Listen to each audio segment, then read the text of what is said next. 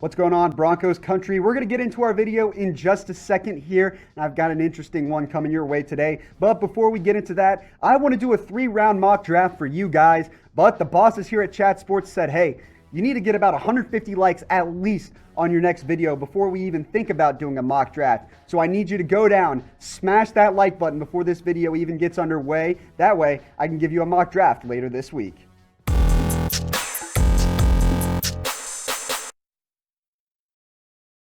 Sam Brown here, host of the Broncos Breakdown by Chat Sports, and today we're breaking down some Broncos cap cut candidates. I've got 5 names in front of me that I'll break down one by one, whether the Broncos should keep them around at their current contract, whether they should move on, and what that would look like in terms of their cap outlook, which we'll jump into right now. The Broncos have just under $15 million in cap space. That's 11th most in the NFL. Obviously, the salary cap this year down to $176 million due to the financial losses and financial restrictions caused by the last year, the COVID-19 pandemic, all that sort of thing.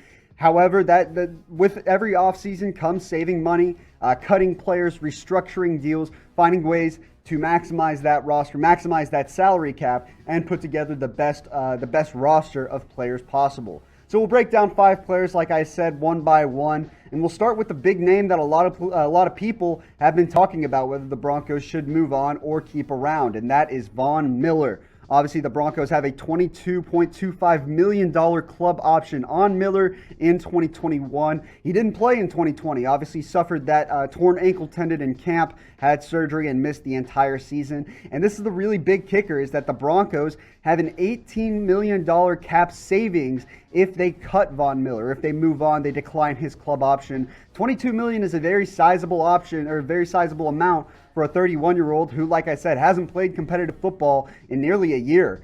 So a very big decision ahead for the Denver Broncos here, with arguably the face of their franchise. And I'll ask you guys, should the Broncos cut Von Miller? Y for yes or N for no? This will be the pinned comment on today's video. So just scroll down below this video. It'll be the first comment you see in the section with the Denver Broncos. Should they move on from Von Miller? You can type in Y for yes, or you can type in N for no. I'm of the mindset that you keep Von Miller and restructure his deal. You know, he's too important of a player to the Broncos organization to, I think, move on so suddenly just after one ankle injury. Obviously, with the impending investigation, if things come out of that and legal recourse is needed, that's an entirely different conversation. I'm not going to jump into the details of that too much and what that would mean for both Miller and the Broncos, but he's such an important part of that locker room, such a valuable mentor to young guys like Malik Reed. He was a huge mentor to Bradley Chubb, and just a lot of young players on that defense. I think you try and keep Von Miller, restructure his contract, and try and backload some of that salary cap hit over potentially the next 2 or 3 seasons, and kind of push that decision back to when Miller's about 33 or 34 years old. I think that becomes a very different conversation then for the Denver Broncos. Okay, a couple players here that I'll kind of breeze through a little quicker because I think the Broncos will likely move on from at least one of these players. First one, Driskel, the backup quarterback, has 1 year, $3.25 million left on his deal. Wasn't fantastic when filling in for Locke earlier in the season when Locke suffered that shoulder injury. Wasn't great, and obviously Brett Rypien now is in the fold, and I'm okay with going with Rypien as the backup quarterback. He's cheaper. He showed me at some flashes. I'm okay with him as a cheaper backup quarterback option to Drew Lock or whatever quarterback option they choose to bring in. The Broncos can save $2.5 million by cutting him this offseason, and I think that's a smart move. It's little things like that that start to add up and start to create more cap space for the Broncos to add a couple value signings, whether it's on that offensive line or in the defense. Next up, AJ Bouye, a guy that a lot of you guys have brought up to me. $11.68 million left on the final year of his contract, the 2-year deal he signed with the Broncos. He was inconsistent in 2020, very up and down year. Had a couple flashes towards the back end, and then boom, gets hit with a suspension. Turns out he's been on PEDs. Misses the rest of the season, dealt with some injuries as well. The Broncos saved the entirety of his contract, all $11.68 million. If they cut Bouye this offseason, I think that's a smart decision for Denver to move on from the veteran and try and bring some youth in to the cornerback spot. Next one up, Jurrell Casey, who has 2 years and $25 million left on his 3-year deal. He only played 3 games in 2020 before suffering a torn bicep against the Buccaneers early in the season. And again, the Broncos can save the entirety of his contract if they choose to cut him this offseason or even trade him. They would save $25 million over the next 2 years, which is a huge boost considering some of the pieces that they have now on that defensive line. I'm comfortable with Draymond Jones starting over Jurrell Casey in 2021. I liked what I saw from him. Really came on late with 4 sacks in the last 4 weeks of the season. You roll with him, Mike Purcell at the nose tackle, maybe draft a nose tackle or find a value free agent signing to bolster that position. And then Shelby Harris, if you choose to bring him back, I'm in the mindset that the Broncos should try to bring him back at the right price. And so from then on, you've got a solid front three right there that you can build around. Now we're going to be doing a lot more free agency videos over the weeks and months to come, so I want you to go ahead and subscribe, join the channel. If you're enjoying content like this, I think we might be the channel for you. We crossed 1,000 subscribers over the weekend, and we're just going to keep on growing, keep the momentum going. We're going to be doing some more drafts, some more free agency stuff over the weeks and months to come. So if you want more of that content, you see the link below the screen, chatsports.com/Broncos TV. Subscribe down below, send that link to some friends, and let's continue to grow the channel.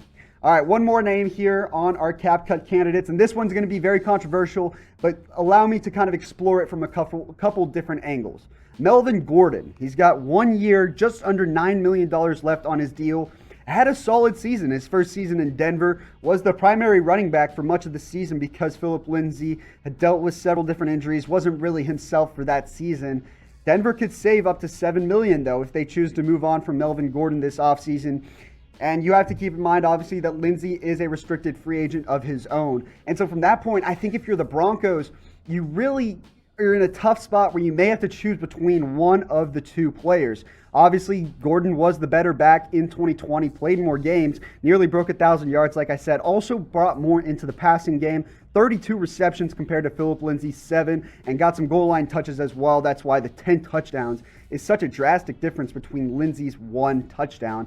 So I'll ask you guys right now, pick one to keep, Melvin Gordon or Phillip Lindsay. If you had to choose one, in an ideal world, you would love to bring both back, but it's expensive. That's a lot of money you're committing to the running back position, which you've seen in the NFL has been devalued in recent years. So pick one down below in the comments section. MG for Melvin Gordon, PL for Phillip Lindsay.